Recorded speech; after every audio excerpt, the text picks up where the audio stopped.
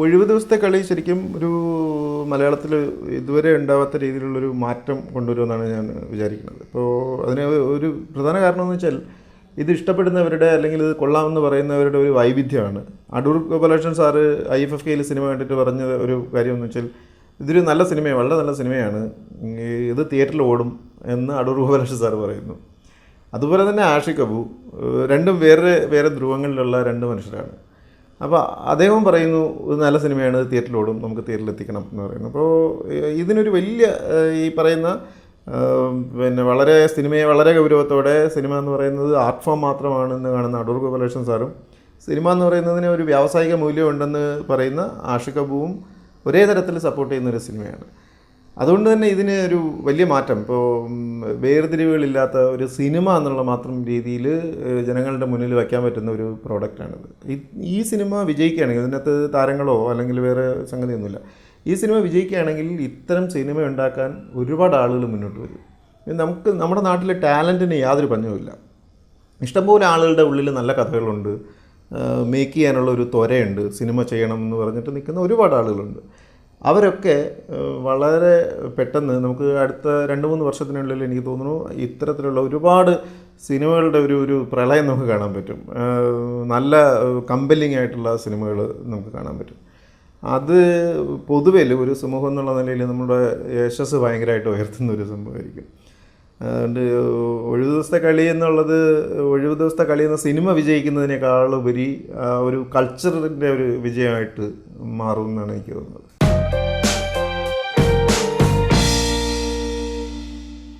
കുറേ കാലമായിട്ട് എൻ്റെ മനസ്സിലുള്ള കഥയാണ്. അതിൻ്റെ മേക്കിങ്ങിനെ പറ്റിയൊക്കെ ഞാൻ ഒരുപാട് ഒറ്റ ഷോട്ടിൽ എടുക്കണമെന്ന് ആലോചിച്ചു.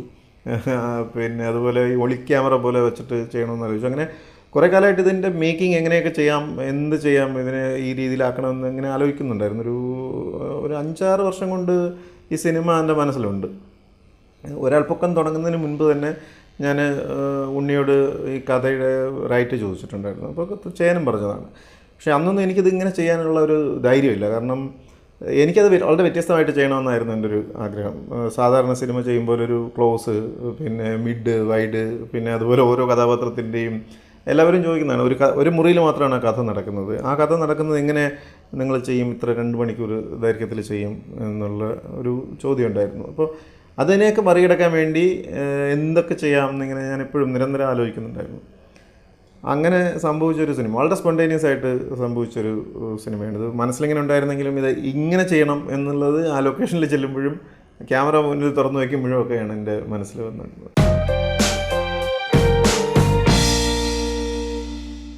അരുവിക്കര ബൈ ഇലക്ഷനാണ് ഇതിൻ്റെ ഷൂട്ടിംഗ് തുടങ്ങിയ ദിവസം.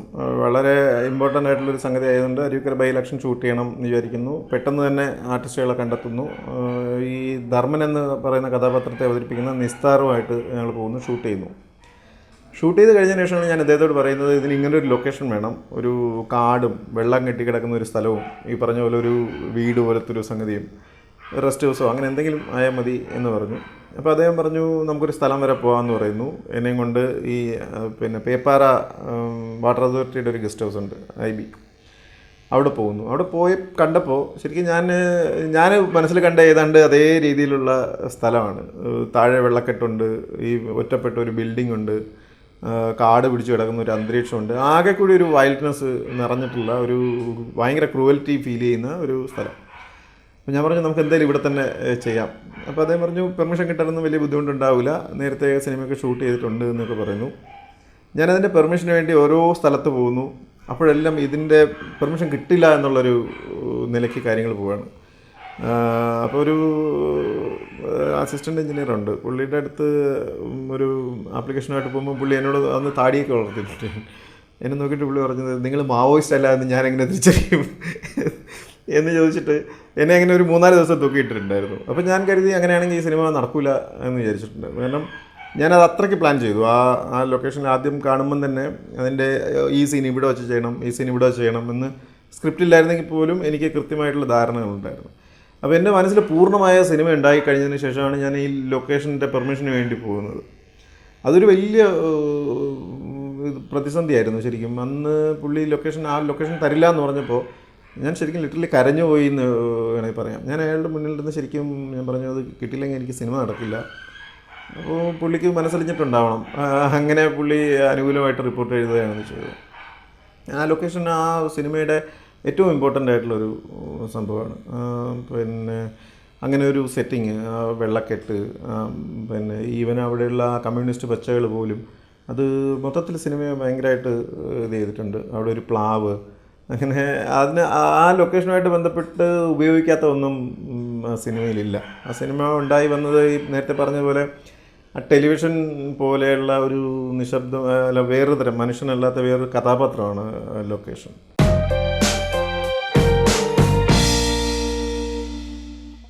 എനിക്ക് ഒരു കാര്യത്തിൽ വളരെ ഡൗട്ടുണ്ടായിരുന്നത്, ഇത് തനി കേരളീയമായിട്ടുള്ളൊരു സിനിമയാണ്. എനിക്ക് ഒരു കാര്യം വളരെ ഉറപ്പായിട്ടുള്ളത്, ഈ സിനിമ 100% മനസ്സിലാവുന്നത് മലയാളികൾക്ക് മാത്രമായിരിക്കും. കാരണം അതിനകത്തൊരു ടി വി എന്ന് പറയുന്ന ഒരു സംഭവമുണ്ട്. അതൊരു വലിയ കഥാപാത്രമാണ്. ആ സിനിമയിലെ ഒരു പ്രധാന കഥാപാത്രമാണ് ടെലിവിഷൻ. പക്ഷെ അത് സംസാരിക്കുന്ന മുഴുവനും മലയാളത്തിലാണ്. അതിന് സബ് ടൈറ്റിൽ കൊടുക്കാൻ പറ്റില്ല. അത് ബാക്കിയുള്ളിടത്ത് കാണിക്കും. ഇപ്പോൾ ബോംബെയിൽ കാണിക്കുമ്പോഴും ഡൽഹിയിൽ കാണിക്കുമ്പോഴൊക്കെ അവർ സിനിമ കണ്ടു, വളരെയധികം ആസ്വദിച്ചു. ഞാൻ പ്രതീക്ഷിക്കുന്നതിലപ്പുറം ആളുകൾ അത് പ്രതികരിക്കുന്നുണ്ടായിരുന്നു. ഡൽഹിയിൽ സിനിമ കാണിച്ചിട്ടൊരു ഏതാണ്ട് ഒരു 3 മിനിറ്റോളം ആളുകൾ നിർത്താതെ കൈയടിക്കുകയായിരുന്നു. ഞാൻ അവിടെ ചെന്ന് നിന്നിട്ട് അവരിങ്ങനെ കൈയടിച്ചുകൊണ്ടിരിക്കുന്നു. ഞാൻ പിന്നെ അത് നിർത്തൂ എന്ന് പറഞ്ഞതിന് ശേഷമാണ് അവർ കൈ നിർത്തുന്നത്. അത്തരം വലിയ രീതിയിൽ അവിടുത്തെ ഓഡിയൻസ് പ്രതികരിക്കുന്നുണ്ട്. പക്ഷേ അപ്പോൾ എനിക്ക് മനസ്സിലായത്, അവർ കണ്ട സിനിമ പകുതി സിനിമയാണ് കണ്ടത്. അവർ അതിൽ ഒരു പ്രധാന കഥാപാത്രം സംസാരിക്കുന്നത് എന്താണെന്ന് അവർ കേട്ടിട്ടില്ല, മനസ്സിലാക്കിയിട്ടില്ല. കാരണം അതിന് സബ് ടൈറ്റിൽ കൊടുക്കാൻ എന്നെ കൊണ്ട് പറ്റില്ല. ഇതിന് മുട്ടിന് ഡയലോഗുകൾ ഇങ്ങനെ വന്നുകൊണ്ടിരിക്കുന്നതാണ്. ഒരു ഡയലോഗ് വരുന്നു, അത് കൗണ്ടർ വരുന്നു, വേറൊരാൾ മറുവശത്ത് നിന്ന് സംസാരിക്കുന്നു. അത് തന്നെ നമുക്ക് മനസ്സിലാക്കിയെടുക്കാൻ കുറച്ച് സമയം. രണ്ട് പ്രാവശ്യം സിനിമ കണ്ടു കഴിഞ്ഞാൽ ഒരാൾ പറയുന്നത് എന്താണെന്ന് വേറൊരാൾ കൗണ്ടർ ചെയ്ത് എന്താണെന്നൊക്കെ നമുക്ക് മനസ്സിലാവുള്ളൂ. അതിനപ്പുറത്തിരുന്ന് വേറൊരാൾ ഇങ്ങനെ സ്ഥിരം സംസാരിച്ചുകൊണ്ടിരിക്കുകയാണ് ഈ ടെലിവിഷൻ. അപ്പോൾ അതിന് സബ് ടൈറ്റിൽ കൊടുക്കാൻ പറ്റില്ല. അത് ആകെ മനസ്സിലാവുന്ന മലയാളിക്ക് മാത്രമേ ഉണ്ടാവുള്ളൂ. എന്നിട്ടും ഈ സിനിമയ്ക്ക് വലിയ അക്സെപ്റ്റൻസ് പുറത്തുനിന്ന് കിട്ടിയിട്ടുണ്ട്. പിന്നെ ഇന്ത്യൻ എക്സ്പ്രസിൻ്റെ ഫിലിം ക്ലബ്ബ് ഡൽഹിയിൽ ഒരു തവണ കാണിച്ചു, പിന്നെ ബോംബെയിൽ ഒരു തവണ കാണിച്ചു. രണ്ടിടത്തും വളരെ വലിയ ഓഡിയൻസ്, മലയാളികളല്ലാത്ത ഓഡിയൻസ്. അവർ ഈ സിനിമയെ ഇപ്പോൾ ഒരുപാട് പേര് എന്നോട് അവിടെ റിലീസ് ചെയ്യാമോയെന്ന് ചോദിച്ചിട്ട് ഇപ്പോൾ തന്നെ പലയിടത്തും കമൻ്റ് ഇടുകയും വിളിച്ചു ചോദിക്കുകയൊക്കെ ചെയ്യുന്നുണ്ട്. അതൊരു വലിയ എക്സ്പീരിയൻസാണ്. അത് സിനിമ ലാംഗ്വേജിന് അപ്പുറത്ത്, ഭാഷ എന്ന് പറയുന്നത് സംസാര ഭാഷയ്ക്ക് അപ്പുറത്ത് സിനിമയ്ക്കൊരു യൂണിവേഴ്സലായിട്ടുള്ള ഒരു ലാംഗ്വേജ് ഉണ്ട് എന്നുള്ള ഒരു വിശ്വാസത്തിനെ ഊട്ടി ഉറപ്പിക്കുന്ന ഒരു സംഗതിയാണ്.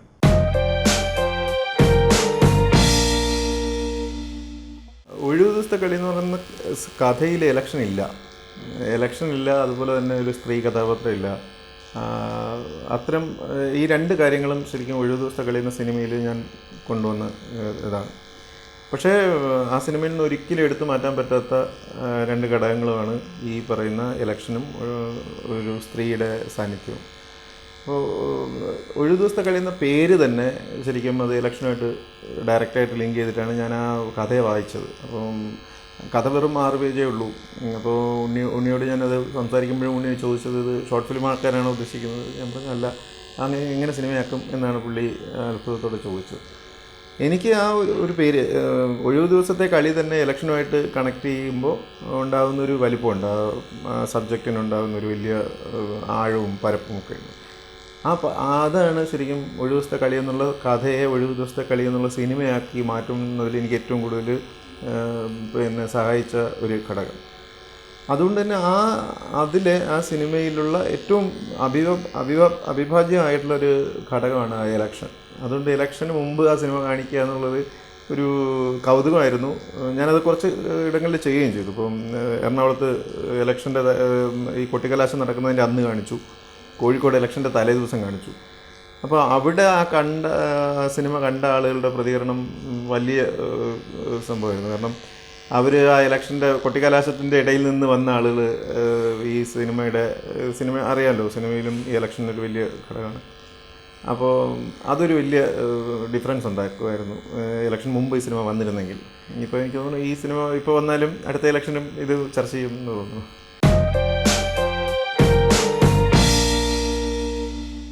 ഇതിനകത്ത് നമ്മൾ പുതുതായിട്ട് കൊണ്ടുവരാൻ ശ്രമിച്ചിട്ടുള്ള ഒരു രീതികളുണ്ട്. ഒന്ന്, ക്ലോസുകളൊക്കെ പരമാവധി ഒഴിവാക്കി. പിന്നെ ലോങ് ഷോട്ടുകളാണ്, ലെങ്തി ഷോട്ട്സാണ്, പിന്നെ സ്ക്രിപ്റ്റില്ല. അങ്ങനെ അതുപോലെ സൗണ്ട് റെക്കോർഡിങ്ങിൽ തന്നെ ലേപ്പൽ എന്ന് പറയുന്ന സംഗതി പൂർണ്ണമായിട്ട് ഒഴിവാക്കി. ഒരു ബൂം മൈക്ക് മാത്രം കൊണ്ടാണ് റെക്കോർഡ് ചെയ്തത്. അപ്പോൾ സന്ദീപായിരുന്നു സൗണ്ട് ചെയ്തത്. സന്ദീപിന് കഴിഞ്ഞ വർഷത്തെ സ്റ്റേറ്റ് അവാർഡ് ഉണ്ടായിരുന്നു. അപ്പോൾ സന്ദീപിനോട് ചോദിച്ചൊരു കാര്യം എന്ന് പറയുന്നത്, ലേപ്പിലില്ലാതെ റെക്കോർഡ് ചെയ്ത് കഴിഞ്ഞാൽ പല ശബ്ദങ്ങളും കിട്ടില്ല എന്നൊക്കെയുള്ളൊരു കൺഫ്യൂഷൻ ഉണ്ടായിരുന്നു. അപ്പോൾ ഞാൻ പറഞ്ഞു അതല്ല, നമ്മൾ ഒന്നാമത് ഒറ്റ ക്യാമറയാണ് ഉപയോഗിക്കുന്നത്. അത് വളരെ ഡിസ്റ്റൻ്റായിട്ട് എന്താണോ നമ്മൾ ഒരു സ്ഥലത്ത് കാണുന്നത് അത് മാത്രം കാണുക, എന്താണോ കേൾക്കുന്നത് അത് മാത്രം കേൾക്കുക, അത്രയും മാത്രം മതി.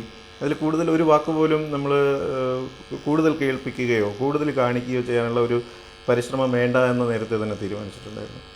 അപ്പോൾ ആദ്യമൊക്കെ അതിൽ കുറേ കൺഫ്യൂഷനുകളൊക്കെ ഉണ്ടായിരുന്നു ആളുകൾക്ക്, ഇതെങ്ങനെ വരും എന്നൊക്കെയുള്ള കാര്യത്തിൽ കുറേ സംശയമൊക്കെ ഉണ്ടായിരുന്നെങ്കിലും സിനിമ പൂർത്തിയായപ്പോൾ സിനിമയിൽ അഭിനയിക്കുന്നവരും പ്രവർത്തിക്കുന്നവരും എല്ലാം അതിശയത്തോടെ കണ്ട ഒരു കാര്യം എന്ന് പറയുന്നത്, സിനിമ ഉണ്ടാകുമ്പോഴുള്ള സിനിമ അല്ലാതെ എഡിറ്റ് ചെയ്ത് കഴിഞ്ഞിട്ട് ഉണ്ടായിട്ടുള്ളൊരു ഫീല് ഒരു നമ്മുടെ ഇടയിൽ നടക്കുന്ന പോലെ പലരും പറഞ്ഞൊരു കാര്യമാണ്.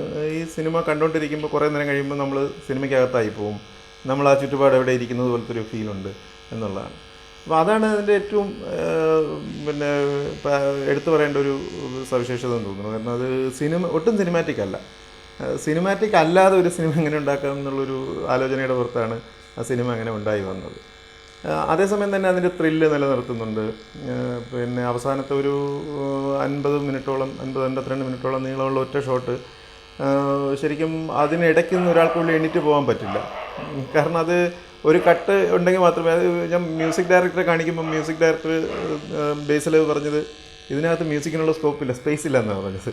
കാരണം അതിനകത്ത് അങ്ങനെ എന്തെങ്കിലും ഒരു ഇടവേള ഉണ്ടെങ്കിൽ മാത്രമേ അതിനകത്ത് മ്യൂസിക് പോലും ചെയ്യാൻ പറ്റുള്ളൂ എന്നുള്ളൊരു ഇതുണ്ട്. അപ്പോൾ ആ സിനിമ ഇൻടാക്റ്റാണ്. ഞാൻ പറയുന്നത് ഒരു 100% സിനിമയിലേക്കുള്ളൊരു യാത്രയാണ്. അതിനകത്ത് വേറെ ഏച്ചുകെട്ടലില്ല, മ്യൂസിക്കോ അല്ലെങ്കിൽ വേറെ എന്തെങ്കിലും കൊണ്ട് അടിവരെ ഇടുന്ന പരിപാടികളൊന്നുമില്ല. അതുകൊണ്ട് തന്നെ ഈ സിനിമയ്ക്കൊരു ഇതുവരെ മലയാളത്തിലുണ്ടായിട്ടുള്ള ലാംഗ്വേജിൽ നിന്ന്, ഇപ്പോൾ സൂര്യകൃഷ്ണമൂർത്തി സാർ പറഞ്ഞൊരു കാര്യമാണ്, ഇത് മലയാളത്തിലൊരു പുതിയ ലാംഗ്വേജ് കൊണ്ടുവന്ന സിനിമ എന്നാണ് പറഞ്ഞത്. അപ്പോൾ അത്തരത്തിലുള്ള പരാമർശങ്ങൾ വരുന്നത് തന്നെ വളരെ നമ്മൾ എന്താണോ ചെയ്യാൻ ഉദ്ദേശിച്ചത് അതിന് അംഗീകാരം കിട്ടുന്നു എന്നുള്ള ഇതാണ് എനിക്ക് തോന്നിയിട്ടുള്ളത്.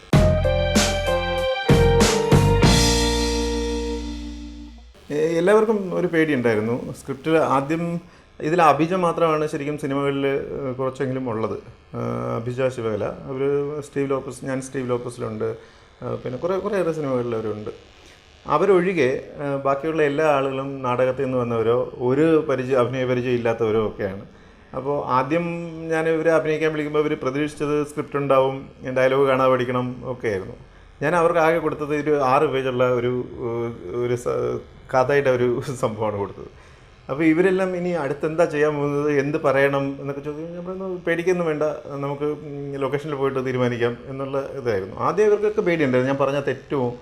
അപ്പോൾ ഞങ്ങളൊരു 14 ദിവസം ഷൂട്ട് ചെയ്തു. 14 ദിവസം ഷൂട്ട് ചെയ്തതിൽ സെക്കൻഡ് ഹാഫ് ഒരു 6 ദിവസത്തെ ഷൂട്ട് മാത്രമാണ് നമുക്ക് ഉപയോഗിക്കേണ്ടി വന്നത്.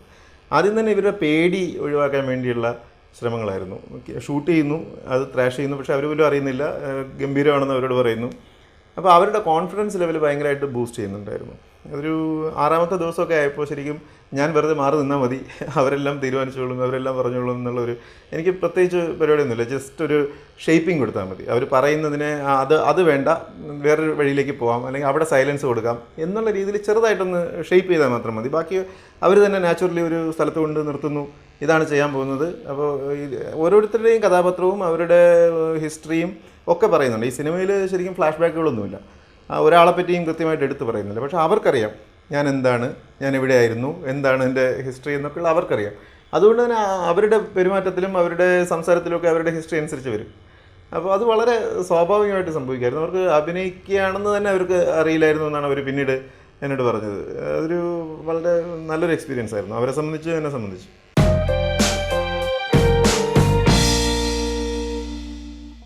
സിനിമ ഷൂട്ട് ചെയ്യുന്നതിൻ്റെ അന്ന് തന്നെ എഡിറ്റ് ചെയ്ത് കാണുന്നുണ്ടായിരുന്നു. അന്നൊന്ന് എഡിറ്റ് ചെയ്യുന്നു. അപ്പോൾ സിനിമ പൂർത്തിയായതിൻ്റെ അന്ന് തന്നെ, ഷൂട്ടിംഗ് പൂർത്തിയായതിൻ്റെ അന്ന് തന്നെ സിനിമ പൂർത്തിയായി എന്ന് വേണമെങ്കിൽ പറയാം. അപ്പോൾ അതിൻ്റെ റഫ് കട്ട് ഞാൻ ഉണ്ണിയാറിനെ വിളിച്ച് കാണിച്ചു. അപ്പോൾ ഉണ്ണിയാർ വളരെ എക്സൈറ്റഡ് ആയിട്ട് പുള്ളി പറഞ്ഞു, ഇത് നമുക്ക് തിയേറ്ററിൽ എത്തിക്കണം, ഇത് തിയേറ്ററിൽ ഓടും എന്നുള്ള ഒരു ഇതായിരുന്നു ഉണ്ണിയാർ പറഞ്ഞത്. അന്ന് തന്നെ പുള്ളി അതിനകത്ത് അഭിനയിക്കുന്ന ആളുകളെയൊക്കെ ഫോൺ വിളിക്കുകയും ഗംഭീരമായിരിക്കും എന്ന് പറയുകയൊക്കെ ചെയ്യുന്നുണ്ടായിരുന്നു. പുള്ളിയാണ് പറഞ്ഞത്, നമുക്ക് ലാൽ ജോസിനെ ഒന്ന് സമീപിക്കാം, അല്ലെങ്കിൽ രഞ്ജിത്തിനെ ഒന്ന് സമീപിക്കാം, അവരെയൊക്കെ കൊണ്ട് നമുക്ക് സപ്പോർട്ട് ചെയ്യിക്കാം എന്ന് പറയുന്നുണ്ടായിരുന്നു. അതിനുശേഷം അത്തരം ശ്രമങ്ങൾ കുറേ നടക്കുകയും ചെയ്തു. ഒന്നും ഫ്രൂട്ട്ഫുൾ ആയില്ല.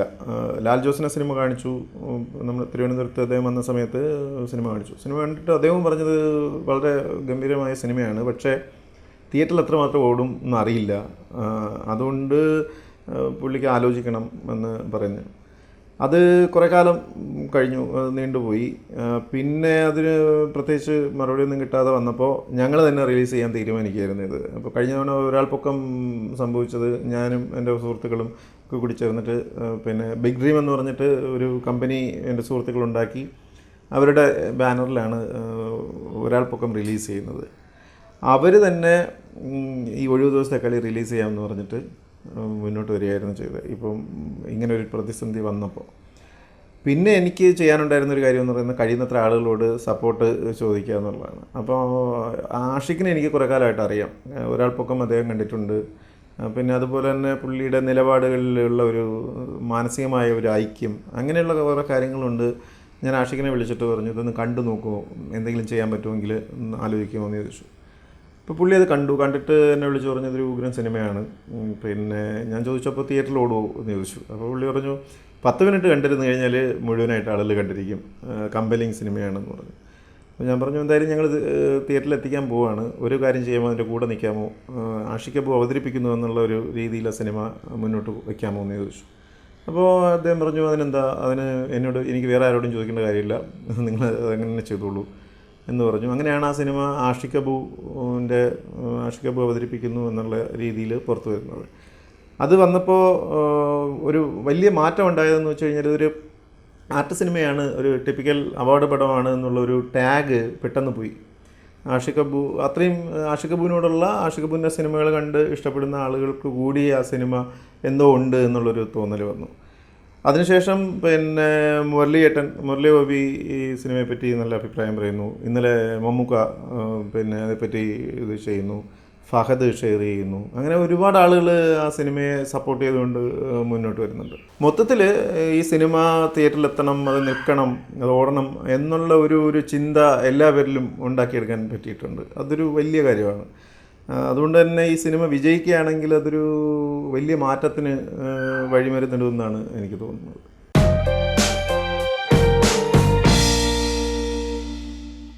ക്യാമറ കഴിഞ്ഞ തവണ ഒരാൾ പൊക്കം ചെയ്ത ഇന്ദ്രജിത്ത് തന്നെയാണ് ക്യാമറ ചെയ്തിരിക്കുന്നത്. അതിൽ കുറേ ദൂരം ഈ 52 മിനിറ്റുള്ള ഒറ്റ ഷോട്ടുണ്ട്. അതിൽ 3 ആക്സിസ് ജിംബൽ ഉപയോഗിച്ചിട്ടുണ്ട് ഞങ്ങൾ. അത് ഹാൻഡിൽ ചെയ്തിരിക്കുന്നത് പ്രസാദ് മാത്യു എന്ന് പറയുന്ന 2 പേരാണ്. എഡിറ്റ് ചെയ്തിരിക്കുന്നത് അപ്പു ഭട്ടതിരിയാണ്. അപ്പുവാണ് ഒരാൾ പൊക്കവും ചെയ്തത്. ശരിക്കും ഇത് ഒരാൾ പൊക്കം ടീമിൻ്റെ തന്നെ സിനിമയാണെന്ന് വേണമെങ്കിൽ പറയാം. സൗണ്ട് ഡിസൈൻ ചെയ്തിരിക്കുന്നത് സന്ദീപും ജിജിയുമാണ്. അവരും കഴിഞ്ഞ തവണയും അവർക്ക് അവാർഡ് കിട്ടി, ഇത്തവണയും അവാർഡ് കിട്ടിയിട്ടുണ്ടായിരുന്നു. ബേസിൽ ജോസഫാണ് മ്യൂസിക് ചെയ്തിരിക്കുന്നത്. ബേസിൽ ഒരാൾ പൊക്കത്തിൽ അവന് നിറയെ മ്യൂസിക്കായിരുന്നു. ഒഴിവ് ദിവസത്തെ കളിയിൽ വന്നപ്പോൾ ആകെ 2 പീസേ ഉള്ളൂ, മ്യൂസിക് 2 പീറ്റേ ഉള്ളൂ. പക്ഷേ ഹോളിവുഡ് റിപ്പോർട്ടറിൽ അവരുടെ ഒരു 2 വരി ആ 2 പീസിന് വേണ്ടി മാറ്റി വെച്ചിട്ടുണ്ട്. അപ്പോൾ അത് തന്നെ ആ മ്യൂസിക് എത്രമാത്രം ഇൻറ്റൻസ് ആണെന്നും ആ സിനിമയ്ക്ക് എത്ര ഇതുണ്ടാക്കുന്നു എന്നും അറിയാൻ പറ്റും. പിന്നെ ആർട്ട് ഡയറക്ടർ മുരുകൻ, പുള്ളിയും കഴിഞ്ഞ തവണ ഒരാൾ പൊക്കത്തിൻ്റെ കൂടെ ഉണ്ടായിരുന്ന ആളാണ്. അങ്ങനെ ഒരു വളരെ ചെറിയ ക്രൂ ആണ് നമ്മുടെ, ഒരു 10-15 പേരോ എന്തോ ഉള്ളൂ, ചെറിയൊരു ക്രൂ ആണ്. ആർട്ടിസ്റ്റും അതുപോലെ തന്നെ 7 പേര്, പിന്നെ നിസ്താർ, പിന്നെ ഗിരീഷ്, അരുൺ, പ്രദീപ്, ഇവരെയൊക്കെ പെട്ടെന്ന് ഹാൻഡ് പിക്ക് ചെയ്യായിരുന്നു. പിന്നെ അവിടെ കാണുന്ന ആളുകളെയൊക്കെ പിടിച്ച് അങ്ങനെ അതായിരുന്നു. അതൊരു വളരെ സ്പോണ്ടേനിയസ് ആയിട്ടുള്ള ഉണ്ടായൊരു വർക്കാണ് ഒഴിവ് ദിവസത്തെ കളി.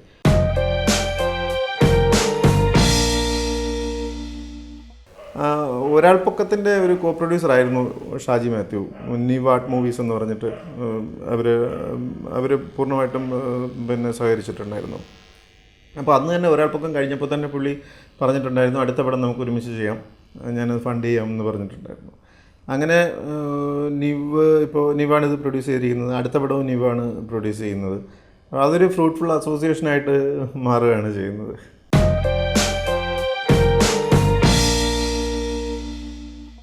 അതിനകത്തൊരു പച്ചത്തെറി വിളിക്കുന്നൊരു സംഭവമുണ്ട്. അപ്പോൾ അത് ഫെസ്റ്റിവലിന് മാത്രമേ അത് കേൾക്കാൻ പറ്റുള്ളൂ, അത് തിയേറ്ററിൽ വരുമ്പോൾ അത് കേൾക്കില്ല.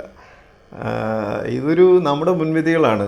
ഇത് സിനിമയിൽ തെറി പറഞ്ഞു കഴിഞ്ഞാൽ സമൂഹം മുഴുവനും നശിച്ചു പോകും എന്നൊക്കെയുള്ള ഒരു മുൻവിധിയാണ്. പിന്നെ അത് നടപ്പാക്കാൻ വേണ്ടി ഒരു ഇൻസ്റ്റിറ്റ്യൂഷൻ, അതിൻ്റെ മുന്നിൽ എനിക്ക് തോന്നിയിട്ടുള്ളത് ഇത്തരം ചില ഇടപാടുകളാണ് സിനിമ ഉണ്ടാക്കുന്നതിൽ ഏറ്റവും കല്ലേടിയായിട്ടുള്ളത്. സിനിമ ഉണ്ടാക്കുന്നതിനുള്ള സ്വാതന്ത്ര്യങ്ങളെ പിടിച്ചു വയ്ക്കുന്ന, നമുക്ക് ഇഷ്ടമുള്ള രീതിയിൽ ഒരു സിനിമ ഉണ്ടാക്കാനോ, എന്തുകൊണ്ട് നമ്മുടെ നാട്ടിൽ നിന്നും ലോകോത്തരമായ സിനിമകൾ ഉണ്ടാവുന്നില്ല എന്ന് ചോദിച്ചു കഴിഞ്ഞാൽ അതിന് ഒരു കാരണം സെൻസർ ബോർഡാണെന്ന് ഞാൻ പറയും. കാരണം സെൻസർ ബോർഡ് എന്ന് പറയുന്നത് സിനിമ ഉണ്ടാക്കിയതിന് ശേഷം മാത്രം ഇടപെടുന്ന ഒരു സംഗതിയല്ല. സിനിമ എഴുതാനിരിക്കുമ്പോഴോ സിനിമയുടെ കഥ എടുക്കാനിരിക്കുമ്പോഴോ തന്നെ മനസ്സിൽ വന്നുകൂടുന്ന ഒരു കാര്യമാണ്, ഇതിന് സെൻസർ കിട്ടുമോ അല്ലെങ്കിൽ ഇത് കാണിക്കാൻ പറ്റുമോ എന്നുള്ള രീതിയിലുള്ള ഒരു തോട്ട് നമ്മുടെ മനസ്സിൽ വരും. അത് തന്നെ സെൻസറിങ് ആണ്. അതുകൊണ്ടാണ് ശരിക്കും ലോകോത്തരമായിട്ടുള്ളൊരു സിനിമ നമുക്കുണ്ടാവാതെ പോകുന്നത്. അത് മലയാളത്തിലെന്നല്ല, ഇന്ത്യയിൽ തന്നെ ലോകോത്തരമായൊരു സിനിമ ഉണ്ടാകാത്തതിന് പ്രധാന കാരണം സെൻസർ ബോർഡാണ്. അല്ലെങ്കിൽ നമ്മൾ വളരെ ബോൾഡായിട്ട് സെൻസർ ചെയ്യുന്നില്ല എന്ന് തീരുമാനിക്കണം. ഇന്നത്തെ സാഹചര്യത്തിൽ അങ്ങനെ സെൻസർ ചെയ്യുന്നില്ല എന്ന് തീരുമാനിച്ച് നമുക്ക് മുന്നോട്ട് പോകാൻ പറ്റില്ല. അതുകൊണ്ട് ഇതൊരു വളരെ വളരെ വൈഡായിട്ടുള്ളൊരു ഇഷ്യൂ ആണ്. ഇതൊരു ചെറിയ ഒരു കൊമേഴ്സ്യൽ സിനിമയുടെ അല്ലെങ്കിൽ ഒരു ആർട്ട് സിനിമയുടെ അങ്ങനെ ഒരു പ്രശ്നമല്ല ഇത്. ഇതൊരു വലിയ സമൂഹത്തിൻ്റെ തന്നെ ഒരു ഇഷ്യൂ ആണ്. നമ്മുടെ സമൂഹത്തെ മറ്റ് ലോകത്തിന് മുന്നിൽ വയ്ക്കുന്നതിൽ നമ്മൾ തന്നെ ആദ്യം തന്നെ ഒരു കട്ട് പറയുകയാണ്. ഇവിടെ കട്ട് ചെയ്തോ, ഇത്രയും കാണിച്ചാൽ മതി എന്ന് പറയുന്നത് അതൊരു വലിയ തെറ്റായിട്ടുള്ളൊരു നയമാണ്. അതിന് കുറേ കാലം കഴിയുമ്പോൾ നമ്മുടെ സർക്കാരുകൾ പശ്ചാത്തപിക്കേണ്ടി വരുമെന്നാണ് എനിക്ക് തോന്നുന്നത്. അതിനുള്ള സമരം വളരെ ഇൻറ്റൻസ് ആയിട്ട് തുടങ്ങേണ്ട സമയമായി.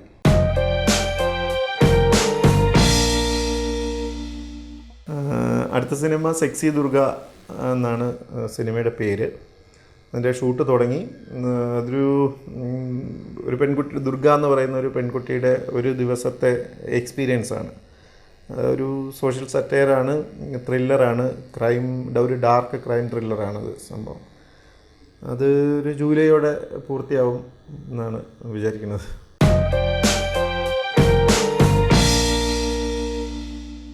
എൻ്റെ മുഴുവൻ സിനിമ കരിയറിൽ സോഷ്യൽ മീഡിയ വളരെയധികം സഹായിച്ചിട്ടുണ്ട്.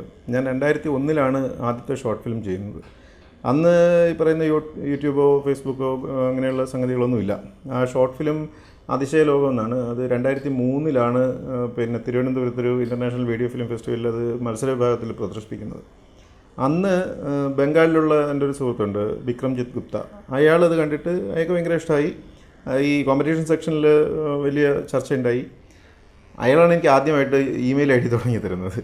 അതിനുശേഷമാണ് ഞാൻ ഈ ഇൻ്റർനെറ്റ് എന്താണെന്നും ഒക്കെ അറിയാൻ തുടങ്ങുന്നതും.